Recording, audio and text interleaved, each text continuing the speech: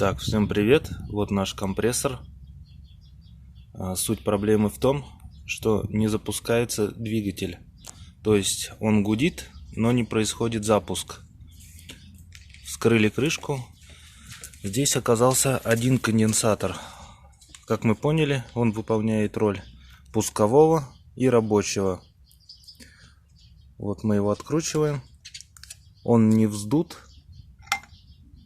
На нем небольшая, вот здесь, наверное, будет нет видно, желтая полоса имеется. Попробовали его вскрыть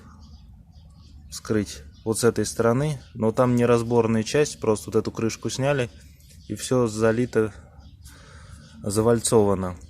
Вот, пробовали прозванивать, он не прозванивается. Сейчас мы купили такой же конденсатор на 20 микрофарад и попробуем его поставить. Что получится, увидим.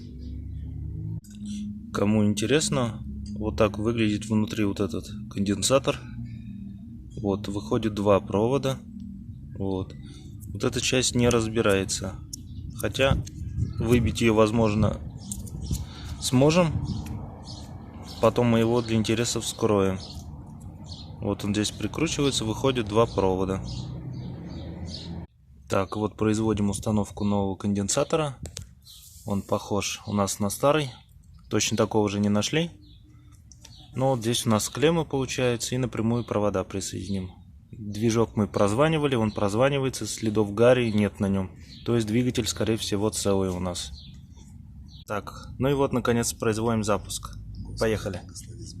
Есть! Работает!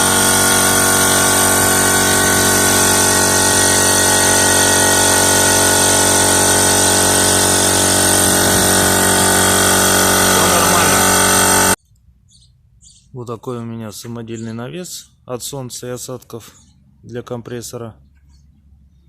Цена вопроса оказалась 200 рублей примерно. Перед запуском не забудьте спустить воздух с ресивера. Все, всем удачи.